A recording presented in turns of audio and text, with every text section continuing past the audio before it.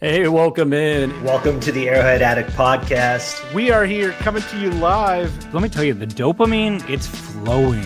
I am damn excited. Damn excited. We are so excited to be joining you guys tonight. Oh! Well, how you doing, man? Patrick. Will, Sterling. Yeah. Super Bowl champion, two-time Pro Bowler, and Trent Green. Trent Green, how you doing? Hey, what's going on, guys? And he picked it up! He picked it up! He's gonna score!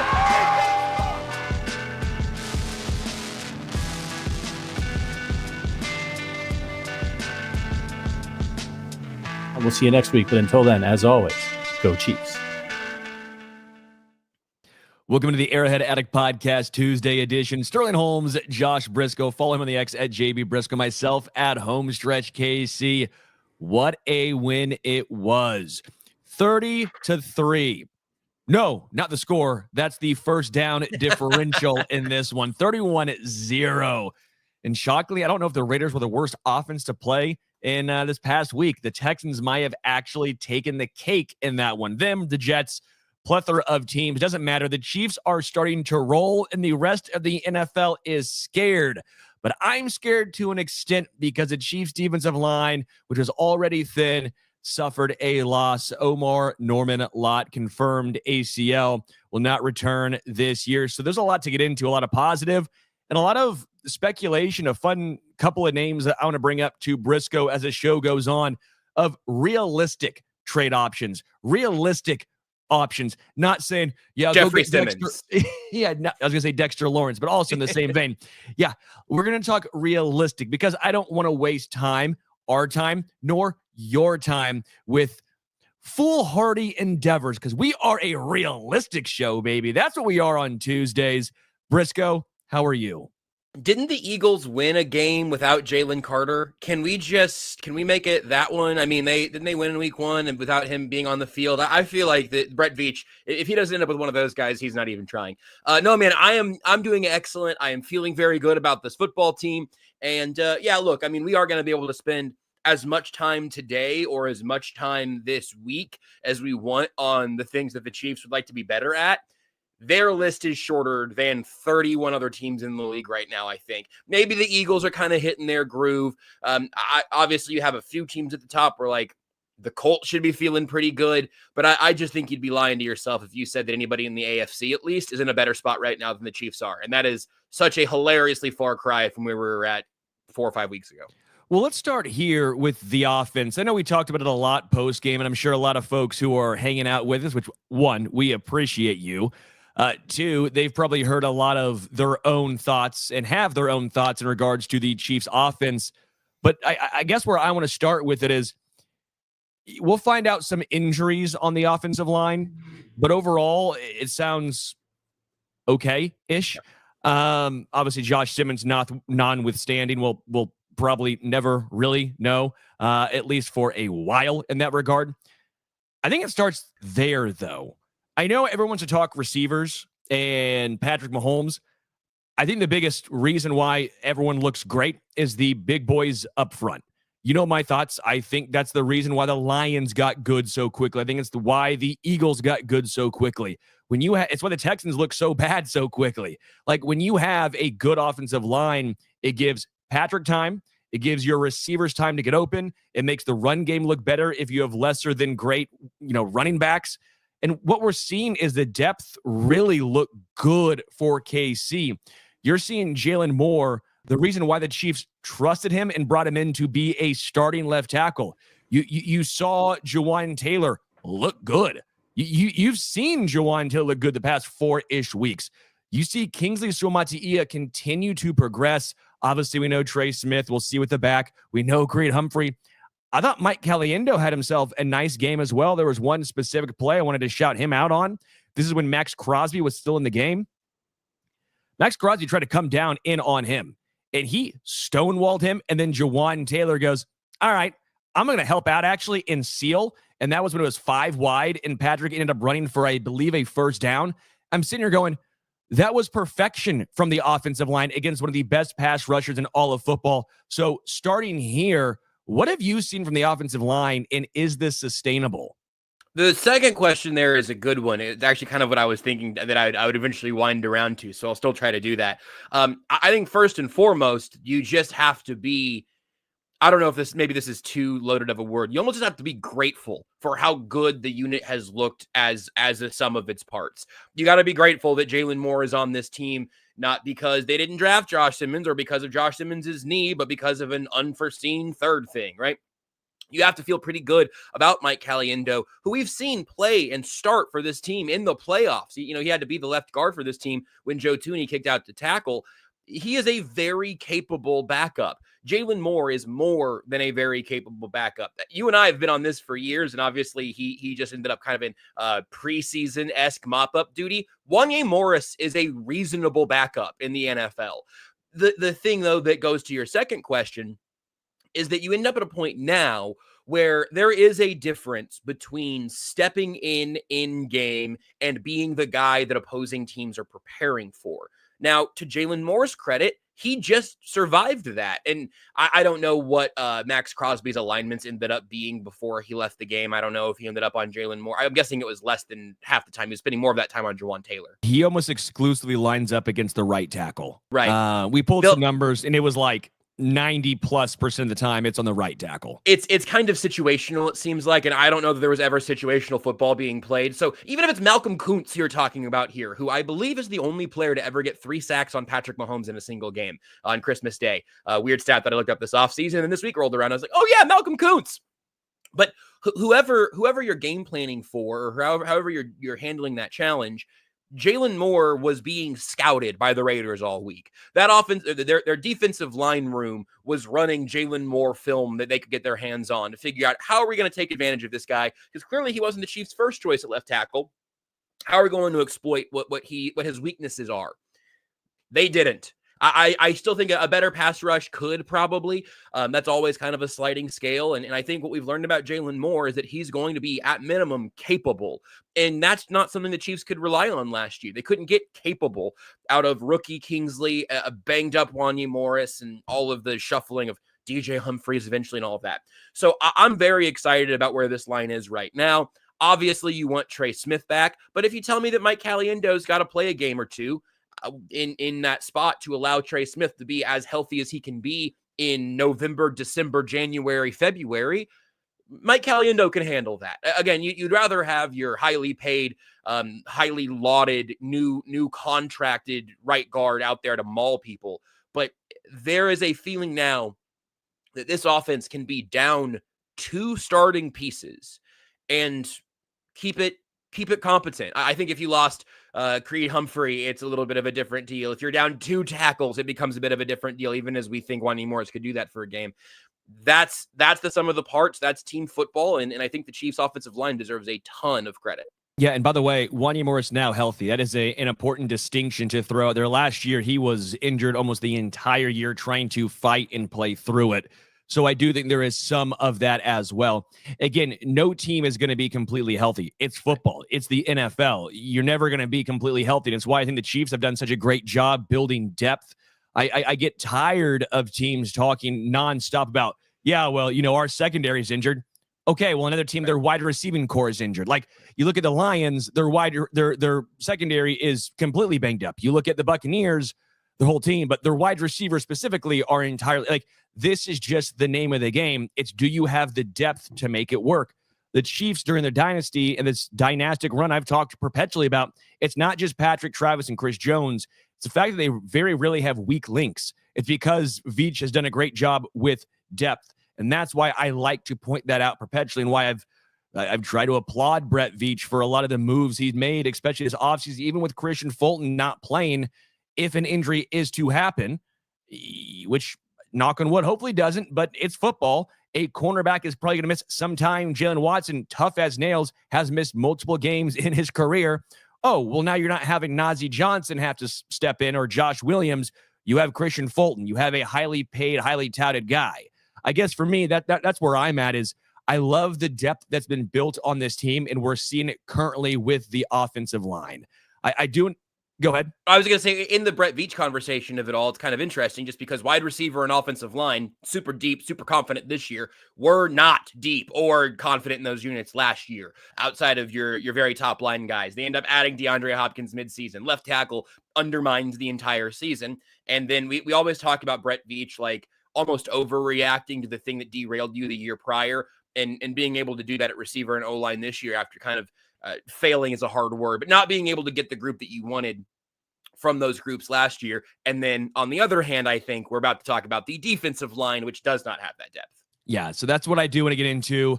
Before we get into that, one question I want to hit on, and then a little fun underdog I want to talk about. But C Beach says, what happened to Jalen Royals? No, he's just a rookie wide receiver with 5 dudes deep in this room already.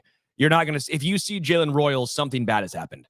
And injuries happened. I'll give you something else if you're like a real Jalen Royals truther. I think, hey, check in week 12. And maybe in week 12, it's a little bit of a different story. I still tend to agree with you, Sterling, that you're going to be better off rooting to see Jalen Royals next year when, as of right now, Hollywood Brown and Juju Smith-Schuster and Tyquan Thornton are not under contract beyond this season. So Jalen Royals is a long-term plan, and it's been an exception for Rashee Rice and Xavier Worthy, second and first round picks, by the way. It's been an exception for them to get involved in their rookie seasons. I almost say a necessity for them to get involved. Right. It was an exception and a necessity for those two guys.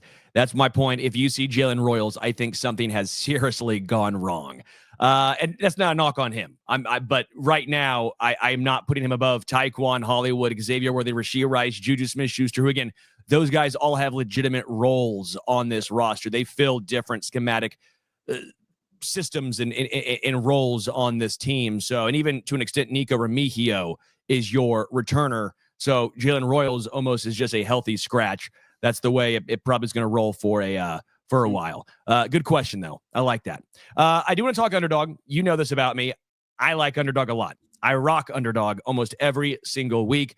Football is in full swing, and it's the best place to get in on all of the action. Underdog is super easy. All you have to do is pick whether your favorite players or even least favorite players if you want to go lower on your least favorite players. Sometimes I do that because I'm an ass. But all you have to do, higher or lower, stats like rushing yards, receptions, touchdowns, and a lot more. Get your pick right, and you can win up to 5,000 times your cash. It's Tuesday, a little early, but I'm going to go ahead and just go. I'm going to go higher. I'm going to go higher on Rashee Rice catches, receptions. I don't know what it's going to be yet, but I'm still going to go higher on the receptions for Rashee Rice. I like that. What else are we thinking here? What else?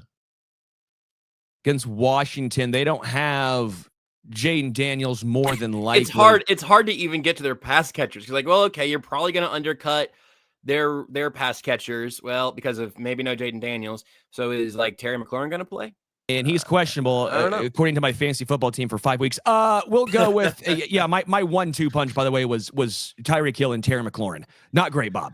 Not great. Shout out Saquon for, not carrying my team. We're 4-3. We're making it work. Hey, you know what? So are the Chiefs. That's the, yeah. But what I will say is I'll probably take Zach Ertz higher on receptions as well. I feel like he'll be a check down target for Marcus Mariota. If there was a line for Marcus Mariota to throw a pass to himself for a touchdown, still painful. I would take the higher on that one if we're set at 0.5. Don't think there's going to be. So that's what I think I'm going to rock with, at least as we sit here on Tuesday. Higher with Rashee Rice receptions, higher with Zach Ertz and his receptions. If you want to follow along, tail me, fade me, you choose. Super easy. Choice is yours. Download the app today and sign with promo code Arrowhead Addict to score $100 in bonus funds or entries when you play with your first $5. That's promo code Arrowhead Addict. Underdog. Make picks, win money. Must be 18 plus, 19 plus in Alabama, Nebraska, 19 plus in Colorado, for some games, 21 plus in Arizona, Massachusetts, and Virginia, and President State where Underdog Fantasy operates. Terms apply. See assets.underdogfantasy.com/web/play and get terms_DFS_HTML for details. Offer not valid in Maryland, Michigan, New Jersey, Ohio, and Pennsylvania. Consider your play. Call 1-800-GAMBLER or visit www.ncpgambling.org. In New York, call the 24/7 Hope line at 1-877-8-HOPE-NY or text HOPE-NY 467-369. That's a good deal, by the way. $100. That's a good deal by Underdog. 8.7, and I can confirm Sterling is an ass. I'm just saying, you just go to Underdog. That's a good deal. Yeah, I was just saying, yes, you $100 referred to earlier. First 5, sign up. Code Arrowhead Addict. Also helps us out a lot, but it is fun. I do like Underdog. All right, defensive line. Now let's get into the fun / not fun / at least it's fun because it's mini GM of Briscoe and Holmes here. Good. Omarr Norman-Lott. Yeah. Done for the year. That sucks. And what we know so far from Omarr is we've seen the glimpse of him just smashing Jalen Hurts. We wonder about the injuries. Could it be caused by the added weight the Chiefs put on him, right? By wanting to make him more of a run stuffer in training camp, which is a little bit of a weird situation. But what we do know so far is, 1, we hope he gets better. And 2, he's been Omarr Norman injured a lot. 4.1, not out of 5. It's out of 4.2. I don't know why I added an A. Just Omarr injured a lot. Done. Norman-Lott. But we'll workshop. We'll take that back. We'll 3.2. It's getting worse. It's getting worse. Derek Nottie has struggled, has shown occasional things the past week and a half. Charles Omenihu, I think, has turned it on the past week and a half. Chris Jones is Chris Jones, and he had his best game of the year. Do puns about each of their names. Like, I'll do Derek Nottie, you do Charles Omenihu. Chris Jones. Ashton Gelati's not the best a man can get because that's House of Atlas, which we'll get to a little bit later on. I gotta go. I just had something come up. I got a engagement at 3:20. All right, let's judge the defensive line right now before we get into actual options. Scale of 1 to 10. Where has the defensive line played in your mind as far as overall versus your original expectations? I think it's probably slightly under hit my expectations, but my expectations weren't incredibly high, I don't think, coming into the year. You mentioned Charles Omenihu. I feel like he was the guy through the first few weeks of the season who I was hoping to see the most from in terms of just like back up the speed, fully healthy and all of that stuff. And I do think, like you said, I think he's had a couple pretty good games, but the issue is just the group altogether is never winning fast. The only times that the pass rush, and you're not just talking about the pass rush and the defensive line as a whole, they've been really good against running backs. They've been good against everybody's star back. I can pull up all the numbers and I'll tell you what the rundown is, but they've faced really good running backs every single week. And this week it was Ashton Genty, and in the Raiders offense couldn't do anything. But they faced really good running backs every week, and the run defense I've been pretty content with. The Justice Hill run against the Ravens and the quarterback scrambling kind of skews the numbers. And that counts, but in terms of like plan A, I think they've been very good at limiting these really dynamic running backs. And again, that's linebackers too. The pass rush altogether, I think, has been disappointing because your only ways of winning quick so far have been a Chris Jones takeover and a Spags cook-up, where it's Leo Chanel or Nick Bolton coming from somewhere. It's Trent McDuffie or Shamari Connor coming from somewhere. You can create those, and those are amazing things to be able to do. Like, let me be exceedingly clear. That is the best a man can get sometimes. Chris Jones and Spags dialing it up is an incredible curveball, off-speed pitch, whatever that is. I don't think the Chiefs' down-to-down fastball, if you will, has been very good this year. And that's because you want to be able to have a 4-man pass rush that can generate some pressure and some relatively quick pressures pretty consistently. I know George Karlaftis has graded out pretty well and has like statted out pretty well from a pressure standpoint. I think those have mostly been later pressures that are a positive sign for how good the secondary has been. The secondary is giving the defensive line time because if nobody's open, the quarterback's holding on to the football. So altogether, I've been happy with the defense, but if there was one thing I could have improved significantly a week ago, it would have been the defensive tackle next to Chris Jones. And it sounded like Omarr was going to be the guy who had that role grow and grow. You're still asking a rookie to be the guy that does that. So I don't know if that was a good plan A, if that was plan A. But now, without Omarr there, you've got 3 defensive tackles on the roster. 2 of them have not been very good this year. And one of them, Chris Jones, can't do that every play. So I do think I think it's clearly the thinnest spot on the roster right now. I think it was probably the thinnest spot on the roster on Saturday. Looking at the practice squad, because I saw some folks asking, is there a potential call-up? You have Ethan Downs, who's an edge rusher. You have Broderick Martin. You have Zach Pickens. You have Tyreek Smith, who is an edge rusher. And then you have Marlon Tuipulotu. I'll mention just as like a slight note that Pickens and Martin were both third-round picks in 2023. They were kind of reclamation projects this offseason, additions to the practice squad after roster cutdowns. Bears for Pickens, Lions for Martin. So that's kind of interesting. The Chiefs probably liked those guys coming out of college, and that gave them a reason to give them a practice squad spot. So I kind of like the idea of having guys like that on the practice squad.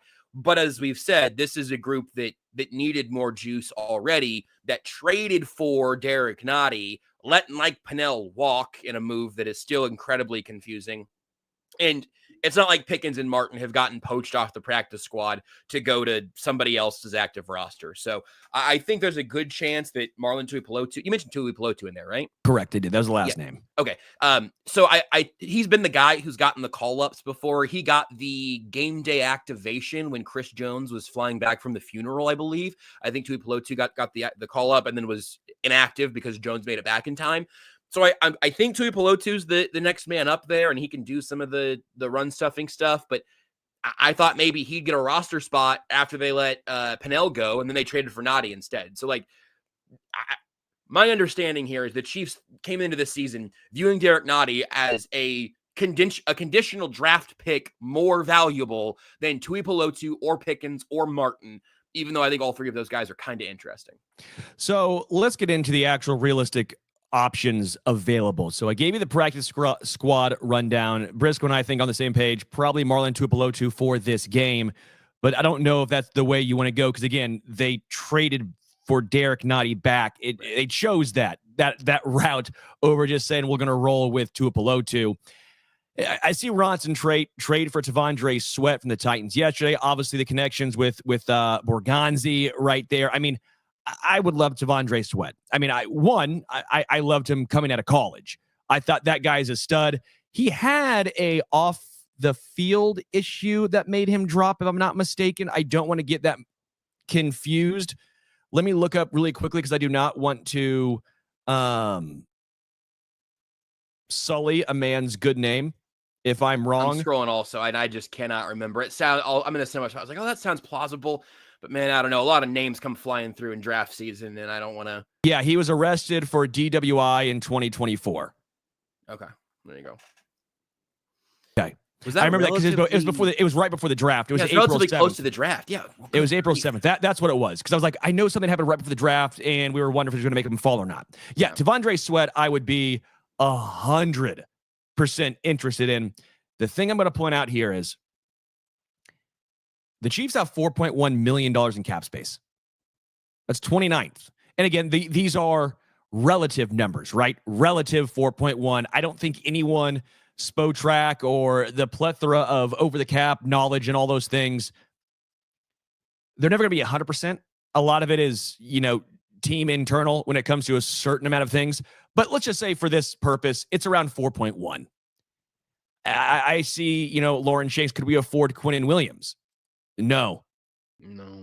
Like, short answer, not trying to be, because trust me, I would love Quinnen Williams. I would love DeForest Buckner. I would love a lot of these guys. He got paid very recently, right? I mean, that one's just not going to work. Correct. He's for better or for worse, and probably for worse, he's a Jet for a minute. And so when you look at some of the big name guys, the answer is no. So then you getting into the younger dudes who've been a little unproven. You get into the T'Vondre Sweats. Well, how much are you willing to give up? How much are you willing to give up to acquire a guy like T'Vondre Sweat? Are you willing to give up a 4th rounder? Are you willing to start giving up a 3rd? He was drafted in the 2nd round, correct? Yep. I mean, they just activated him off IR. So that's when if anything happens with him, I imagine it's going to be a couple of weeks because people want to see him play. Mm-hmm. So that's a reason that I think his is going to be kind of complicated. I do think that, to your question, I think the Chiefs should be willing to give up a real asset if it is for a real investment, if that makes sense. Agreed. The whole league knows that the Chiefs are in defensive tackle market shopping now. I mean, again, I think they should have been relatively clearly before the Omarr injury, but now everybody knows. I think if you had a guy, and honestly, for me, Sweat is just a name to hold the space of a young player with some team control who was a high draft pick recently, okay? Which, again, it's funny because they have, from the draft class before T'Vondre Sweat, they have 2 third-round picks on their practice squad right now. So, I mean, it's just the draft stock thing ends up being, it's how they started. It might not tell you all that much about where they're at right now. But if the Chiefs, real quick, just like Sky Moore, for example, or Tyquan Thornton was a second rounder who was just cut, but it doesn't mean that you won't turn anything. Mike Hughes went from a guy who was a bust, came to Kansas City, revitalized his career, and has been a legit CB2 for the Falcons now for years, right? So sometimes pedigree eventually does turn around and you end up having yourself a nice long career. But a lot of times you were drafted there, you get that moniker still, but it's not really what matters. It's how the rest of the NFL views you once they've seen you play in an NFL game. Right. You might get to have a little bit of a boost from being a higher pick because teams loved you once and they want to maybe inflate that a little bit. But yeah, absolutely. So if the Chiefs can get somebody who's going to be somewhat of a long-term answer and there's no such thing as a Chris Jones replacement. And I don't know if there's any such thing as a Chris Jones pairing. I don't know. You got to find a guy who you like better for this year than Jerry Tillery, and a guy that you would like to have in the mix theoretically with Omarr Norman-Lott for the long haul, I guess. I think I'm going to give you the 2 names that I've been thinking about. One I saw in the chat earlier that's just like a total rainbow. Just who knows? It's just hanging in the air. We'll see when the ball drops. And then one that I just feel like they should have announced yesterday. You ready for my 2 names? You do your 2, and I have 3. Ooh, excellent. One of your names is probably the guy who was tweeting about burnt ends yesterday, right? Colin Saunders, now a Jacksonville Jaguar, who I believe has been a healthy scratch. He was a healthy scratch for the Chiefs game. I don't know if he's played since then. Colin Saunders makes a lot of sense. You know what he's done in this defense. He knows Spags. Spags knows him. He left and got a little more money from New Orleans than the Chiefs were going to give him. He got traded before this season to the Jags, and I can't imagine he was thrilled with that. And obviously it ended up being just kind of one of those player shuffle kind of new scenery kind of deals. If the Jags don't need him, that makes a lot of sense. The other one, somebody nailed it. Steven in the chat nailed the 2 that I was thinking of. Colin Saunders, and you need to figure out where Christian Wilkins is at. Now, your previous point about the salary cap space is very well noted. If Christian Wilkins is healthy and a guy you're happy to add to your locker room, he's the biggest impact you're going to be able to make in season at the position. And I'm not sure it's close if you're getting anything resembling what we've seen from Christian Wilkins. I don't know if that guy is there. I don't know if best case scenario Christian Wilkins is available. But you've got to at least figure out what's going on there because, look, I think I said this at the time, some of the reports about whatever happened there were extremely weird.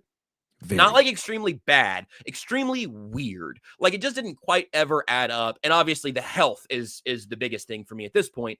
But if you tell me, hey, yeah, this player X, had some weird locker room thing and maybe it was an incident or maybe it was a vibe. My first question, after asking who was the player, my second question would be, and what was the locker room? And if you said, oh, it was the Las Vegas Raiders, I would go, oh, okay, I need to talk to the player. This isn't the same thing as somebody getting kicked out of Bill Belichick's locker room or Andy Reid's locker room. Like I need to hear the other side of the story to figure out what happened there. So that's the big swing, the kind of the dream. And I think it makes some sense for Wilkins. If you said, hey man, maybe you can get a couple more $1 million and go finish this season out in Tennessee and put some tape down. Wouldn't you rather play next to Chris Jones and know you're playing in the playoffs and know you're going to beat the Raiders at least one more time here? So I'm very curious about his situation. I am not holding my breath. Yeah, I think Colin Saunders was intriguing. I think that was an intriguing one that I get it. I didn't really tab personally. It just it's very Chiefy. It's very modern Chief reunite with your former love. I think Wilkins is intriguing, talked about it, and the Chief can go to Antonio Pierce and ask, because Antonio Pierce and Spags have a good relationship. Great point, Sterling. Great point.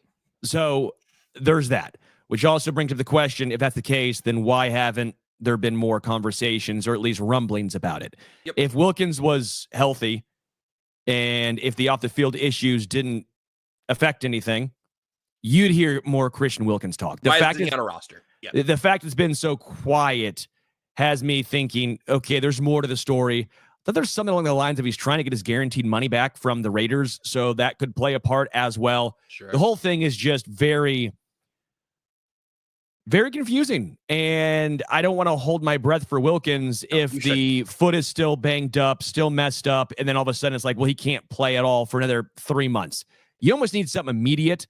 So Wilkins is a little out of the equation for me at this exact moment. At this moment in time, if you asked me how realistic is it for him to come here, my personal opinion is not very compared on basically everything I laid out. Just if Antonio Pierce has that relationship with Spags and we still have heard nothing on the Wilkins front, I don't see it all of a sudden going, oh yeah, he's here tomorrow. Maybe like, I will don't say see that. Maybe Wilkins at this point is saying, I'm going to sit here. I got plenty of money. I'm going to wait for my spot.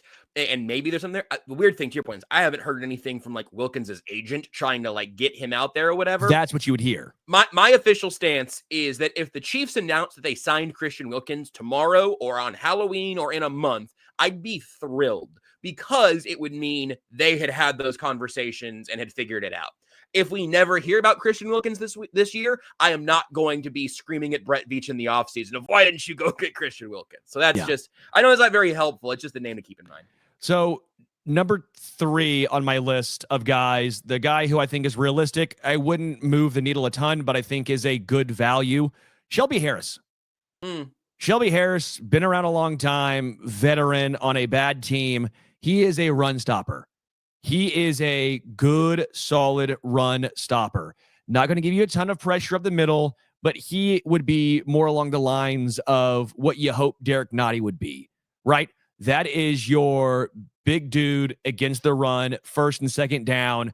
You throw him in there, and again, I think Nottie has a role in this team. Chiefs love Derek Nottie, apparently, so he's still going to have the majority of those snaps, but at least can alleviate some of those snaps. I think I would take a look at Shelby Harris. I think it'd be cheap, and it wouldn't cost a lot to acquire him. Number 2, hilarious, Mike Pennel. I was just pulling up his snap count. Damn you. Yeah. Number 2, I'd say Mike Pennel. I don't know the Chiefs would do it because this would be a we were wrong situation. And does Veach want to say 7 weeks in, we were wrong on this move after you cut him, traded for Derek Nottie when you already had Mike Pennel in-house? But I still think it makes sense. And we've seen Brett Veach say and basically show that he had been wrong before. At some point, it's a sunk cost. Whether you cut him once or twice, doesn't matter. If you think he can make your defensive line better, you can bring him back. And it wouldn't be much to bring him back. And again, he fits in the cap constraints. So I think Mike Pennel is my number 2. Again, these are realistic options now, guys. I'm not saying I want Mike Pennel over Quinnen Williams or Dexter Lawrence. I'm saying realistic here. Number 1, a guy who is 39 years old. Oh no, really? Calais Campbell. You're going to pry him away from their cold dead hands, man. Calais Campbell. Calais Campbell is still playing at an extremely high level. So well. He's playing so well. And he's been playing so well for a decade. And for a decade, people say, well, he can't be this good. He's old. Yeah. Like, he is 39 years old. And for the past about 10 years, it's, well, he's going to fall off soon. He's old. And I remember him leaving the Cardinals the first time and being like, okay, well, he's gonna go sign this deal with Jacksonville and maybe retire there. He left the Cardinals after the 2016 season. He got drafted when I was a freshman in high school. I am 31 years old. I think he was drafted in the same draft class as Matthew Stafford, right? They do not play the same position, and Matthew Stafford's got gray in his beard. Calais Campbell is still playing incredibly high-level football. He's 6'8". He gets a lot of swats. I think he had 5 last year. Gets about 5 to 6 sacks a year. He can get after the quarterback, but he's also really solid in the run game as well. I don't know about you, but we've heard Calais Campbell and rumors for years about Kansas City. I don't give a hoot nor a holler that he's 39 years old. He improves this defensive line. Heck, he improves almost any team's defensive line. I am all in on Calais Campbell, and he fits in the cap constraints. And number two, it wouldn't cost that much to acquire him. I rest my case, Your Honor. This is not a counter argument. It's a fact check and then some hilarious section of guys naming dudes. Calais Campbell did not come in the same year as Matt Stafford. He came in the year before Matt Stafford. My goodness. He came in the same year as Joe Flacco, who has looked quite old for a while. You know, another defensive end who was selected actually much higher in this draft than Calais Campbell? Tom Bahali. Glenn Dorsey. Oh my gosh. This is the year that went Jake Long, Chris Long, Matt Ryan, Darren McFadden, Glenn Dorsey, Vernon Golston, Cedric Ellis. Gerard Mayo has been a head coach and been fired, and he was in this draft class. Was Mercedes Lewis in this draft class as well? Or was he the year prior? I don't know. That might have been even. He's actually older, I think. He's 41. I think he might have been 06. This is 08. Chris Johnson, CJ2K. How about these three running backs back to back to back at the end of the first round? Felix Jones, Rashard Mendenhall, Chris Johnson. This is the year that he drafted Glenn Dorsey and Brandon Flowers. Oh my gosh. Jordy Nelson was in this draft. Okay, but like, hear me out. Matt Forte. He's still playing at a high level. Chad Henne. Anything is possible. When backup quarterbacks are retiring before you, that's when you know you've outlasted everyone. I'm just saying, Calais Campbell is my number one most realistic target for the Kansas City Chiefs. And then sign him to a 3-year extension. Believe it, at this point, how he's playing, he is immediately the second best interior defensive lineman and probably the third best defensive lineman on this team. Here's a serious counterpoint, Sterling, that stinks, but I think it's real. Don't you do it. Don't you ruin this. Well, I'm going to. I think the Cardinals think they're closer than that. And they're not really. But here's the freaking problem, man. Let me grab the NFL standings real quick. How many teams? The Cardinals are 2-5, and they've been doing it without Kyler Murray. How many teams do you think are openly selling right now? And that's different than before the deadline. I think before the deadline, I think some of this rubber is going to hit the road. But I think if you want Calais Campbell, you need to be rooting against the Cardinals for the next couple of weeks. What day is the deadline? Do you know off the top of your head? I don't. I should. I had it in front of me earlier, and I don't have it anymore. I talked about it on radio for a couple hours today and completely forgot. I blocked it out. November 4th. Okay. So, yeah, I mean, you've got basically 2 weeks here. You need the Cardinals to lose. If you want to call the Giants for anybody, you need them to lose. The Vikings are in last place in their division without their starting quarterback, who I don't know is going to solve anything. They're 3-3. The Saints are rebuilding completely. The Titans are rebuilding completely. I don't know if you're trading in the division with the Raiders, who are out of it. I don't think the 2-4 Texans are selling. The 1-5 Ravens aren't selling. Are the 2-5 Browns? They should be. I don't know if they will. The AFC East should be. The Jets and Dolphins both should be on that watch. Some of this is more impactful on the offensive side, and that's not who we're talking about here. But like, if you are the Browns, if somebody calls asking about weapons or protection, you've got to say no, because you want to find out if Dylan Gabriel can do anything. And having him just be in a hellscape doesn't let you evaluate him. So it's just really, really bizarre to look at the fact that all these teams are just close enough together where the space from the 4-win Steelers to the 1-win Ravens is a few bad weeks or a few good weeks, depending on your perspective. It's just, I think it could be a quiet run up to the deadline. And then I wonder if November, like 2nd, 3rd, and 4th, all the moves happen as some teams start to try to get honest with themselves. But there's going to be a lot of teams on that outside looking in graphic all the way down to the last few weeks of the season. Well, I'll be honest with you, Briscoe. I want and I need Calais Campbell here in KC. And what I also want to tell you is I want and I need all of you to check out House of Outless. House of Outless is badass. If you're still trying to figure out gifts, birthday, Christmas obviously coming up, hey, bleep it, Thanksgiving. You know what? Why not give your friend Halloween presents? Okay? Normalize giving your friend Halloween presents. I think Richard's playing a video right now, chips all the way in. Of a guy with a great mustache and I think a great looking robe. Oh my gosh, we're playing this. This is awesome. We get videos too while I talk about it. So yeah, look at the screen. I'm going to read this. If you're listening to the audio later, there's a man shaving with a beautiful mustache. It's not Sterling, who does have a beautiful mustache. It's better than mine. House of Atlas, though, is a no-brainer. It's perfect for your brother, your roommate, or even yourself if someone asks what you want and you don't feel like thinking. Their grooming kits make it simple to clean up, and they actually look as good on the counter as they feel in your hand. The razors, weighted handle, and precision trim edge make it effortless to get a smooth, clean shave every time, something most razors just don't do. The best part, you can grab them at Target stores nationwide or online at target.com so you don't have to overthink it. I am a huge fan of House of Atlas. I did rock this. I did use this. So I like to shave with a straight razor, a normal razor. I don't know what you call it, like non-electric, a manual razor. Okay, straight razor is a different thing. Yeah, I'm not like the butcher of what's that street? Fleet Street, Fleet Street, yeah. That's not me. I'm not that guy. Yeah. I'm not Sweeney Todd. But I do like to use manual razors when I shave my face, right? I just think you get a much closer feel. I was going to where I play golf all the time. They have the disposable cheap ones in there.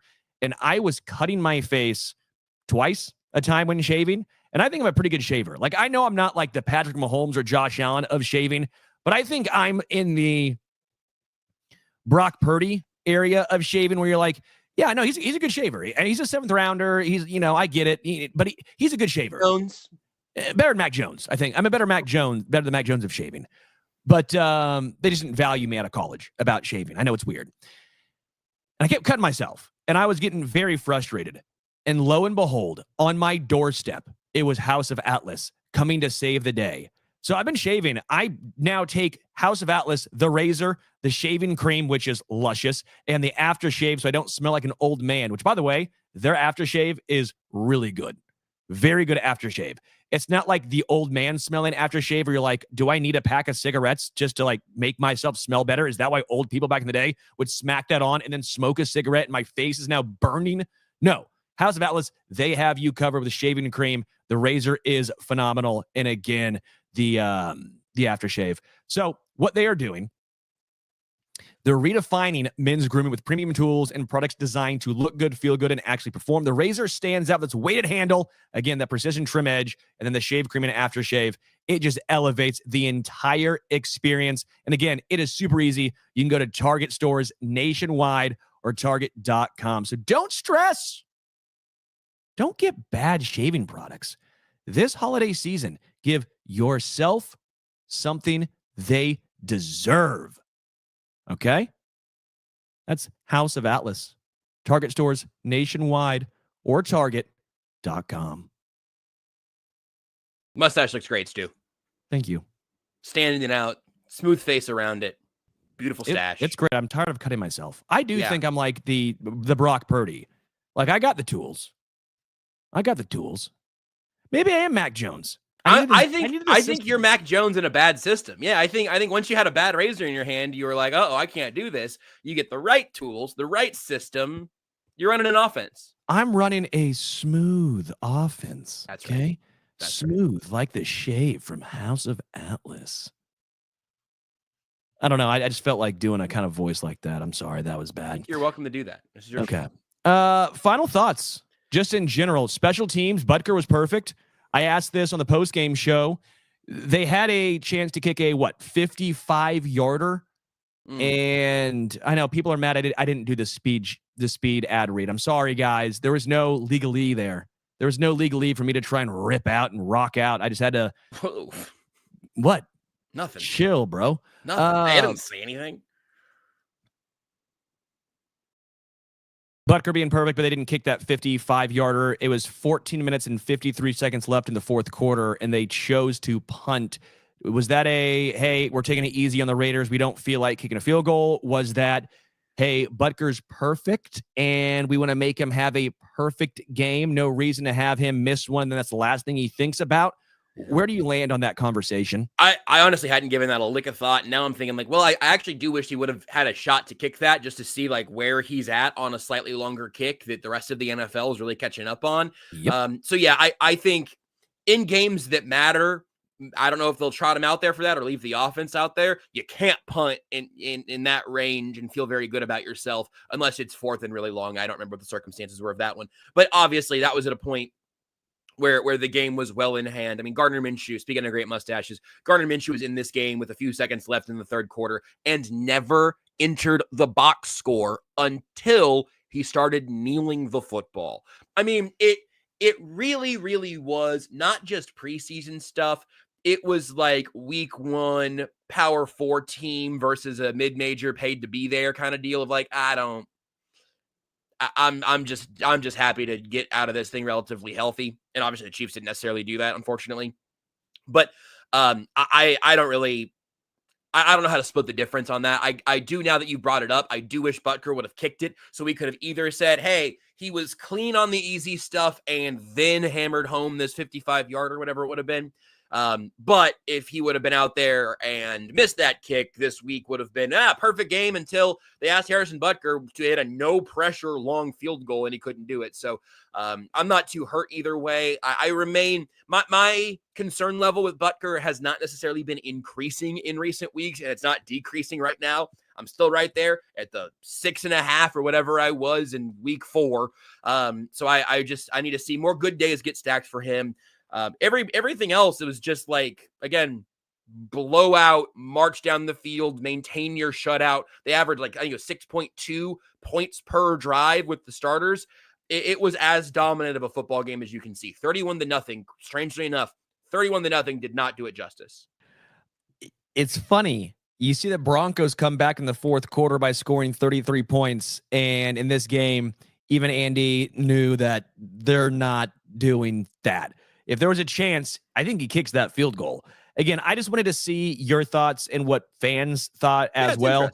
I was, again, disappointed is not the right word, but I was a little perplexed because that felt like the time to trot him out there with no pressure and give him that opportunity. I don't know if the score had much of a factor in it, quite frankly. I do think more or less I'm leaning towards they wanted to have him have a clean game. They wanted to have him leave a game where he was absolutely perfect. See this question from Steve real quick. What would you give for Pennel? Mitchell, real quick, Elijah Mitchell has no trade value. No. This running back room, and he's not even an active player on game day, he's got no value. I would like to see Elijah Mitchell, I think, at some point, but I guess, quite frankly, the running back room right now has not been an issue. It hasn't really. This is the best 2-3 week stretch it's had. Yeah, it's been fine. I mean, Kareem Hunt's great in short yardage situations, and I'll say that again. He's been great in short yardage situations. Pacheco's been fine. He's been fine. Much better under center, letting him just get those wheels churning. Yeah. And then Brashard Smith is the intriguing guy. We'll see. I've been enthused more of as a pass catcher for him than as a runner. Yep. I know it's not going to be a good box score when they were having 8 guys in the box and they knew they were not going to throw with Gardner. A little unfair to judge him on that. But again, point still remains. I like him at least early on more as a pass catcher than as a runner. So for Pennel, and by the way, you don't really do many player-for-player trades. I always say this as well. Like you always think, hey, because the NBA does, or even like baseball sometime. Baseball, you have to. Football is more or less just almost always player for pick. Yeah. Not always, but most of the time. Around cut down day, you'll see more player for player because somebody goes, okay, well, I'll take a tight end. I need a defensive end. All right, fine. But you're right. I think this will most likely end up being might end up being something like, I don't know, like a conditional 7th rounder for a conditional 6th rounder, which is what they gave up for Derek Nottie. And what the Chiefs don't have right now because of that. They don't have that 6th. Right. They have a conditional 7th, though, that they got from the Jets, I guess. And by the way, I don't know what these conditions are, but if it's snap count based, I don't know if Derek Nottie is going to hit him or not. We'll just have to see. And by the way, if the Chiefs win the Super Bowl and the Jets are the 1 seed or the 1 pick, it wouldn't be 1 pick because of the conditional, but still. The compensatory picks. But still, point remains, to be very funny if there's only 1 pick off. It what, might Sterling? be like 9. I'm like, I'm still like a little bit annoyed. Oh, really just because it seemed like Noddy was going to get cut and letting Pennel walk seemed foolish to me at the time. We can check our receipts on that one. I know what they say. But the idea of them moving back one pick in the actual order and then ultimately maybe 5 or 6 picks depending on the compensatory, that does help my blood pressure. I forgot it was a late swap of those two. So yeah, it's fair enough. The Chiefs moved back 6 spots from like whatever will be 210 to 220 or something. Okay, fine. I'll relax. Confidence level of this team moving forward, scale of 1 to 10, where you at? At my level or what the team feels? No, or... your level. Oh, like a 8.5 or something. I mean, no way. I was gonna say 8.5. Were you really? Yeah. That's where I'm at. I am eminently confident in Patrick Mahomes. I'm eminently confident in the offense. Injuries and weird stuff happen. The Josh Simmons thing is weird. I'd feel better with him back just because then Jalen Moore goes back to being an exceptional swing tackle. And if Max Crosby was suddenly on this team, it would be a 10. Like that, I think that really is it. It's like I think if there was a more reliable element to the 4-man pass rush, it would be even higher. I think the secondary is in very good shape. The defense has been very good, but hasn't had to be the best unit. I'll stand by 8.5 then. We'll just be on the same page right there. Yeah, my reason for 8.5 was obviously Josh Simmons and the slight concern with the injuries to Juwan and Trey Smith. Again, the offensive line has a lot of depth. I love what they did. But just in general, moving forward, you don't want to see any long-term injuries. You don't want to see multiple pieces go out. We've seen how it's sunk a team before in the past. Again, in a pinch, it's good. In a long-term spell, don't know how much you love it. So that knocked off about 0.5 point. And again, the defensive line, to me, knocked off about 8 point. It was already about 0.5 point knocked off because of what it was prior to Omarr Norman-Lott going down. So that's where I'm at right there. Probably about an 8.5. Again, the offense, I am extremely confident in. Extremely confident. Again, the defense overall, pretty darn confident, but it does go down a little bit when they cannot get pressure with 4.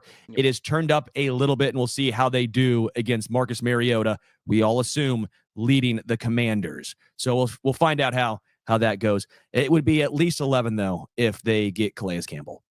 That is great. I'll say if they get Mike Pennel, I'm going to get him back to 9.5. If they get Mike Pennel and Calais Campbell, watch out. Whoa! Oh, then it's a 12. Yeah, no, we're exceeding the scale by a mile here. This goes to 11. Well, why wouldn't you just make 11-10? But this in case they trade 11. for Calais Campbell. I think that's the famous saying. Hold on, let me check something real quick. Vamp for 1 second. So how about that airplane food, huh? I don't know what to talk about. Well, anything, Sterling. You're a professional.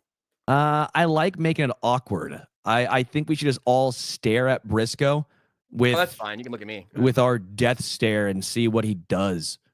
Seems kind of like fun to me. I'd do it. It was worth it. It was worth it. Calais Campbell was 2 years old when Spinal Tap came out. He was alive. He was alive. No, I'm sorry. Spinal Tap came out 2 years before Calais Campbell was born. Okay, that makes more sense. Sorry. 1984 was the release of This Is Spinal Tap. 1986 was the release of Calais Campbell. I might have to watch Spinal Tap 2 tonight. I might have to watch Calais Campbell's tape tonight. Well, there we go. That's just us shaking hands. Appreciate everyone hanging out with us. A lot of fun. Honestly, check out House of Atlas. That was a very nice surprise when I received that and they came on as a sponsor. It does help us out a lot. Again, you can go to Target.com or Target in person. It is very, very good. And again, Arrowhead Addict, use that promo code right there on Underdog. That does help us out. I know some of you guys are sitting here going, does it really matter? But if you've been thinking about it, come on, $100. All you have to do is place a $5 bet on Underdog. It's easy and it's fun. And you can tail me or you can fade me and then we can have some fun and you can give me your ideas as well. I like following along with y'all ideas. Again, 4.1 million in cap space for KC, so we try to make this as realistic as possible. I'm rolling with Calais Campbell. Briscoe wants guys who are not 39 years old. Weird. Seems like a weird thing to want. I'll take Calais Campbell. Beggars apparently are choosers. Yeah. Again, you can listen to Briscoe in about a half hour right over there on Only Weird Games. Until next time, we are out.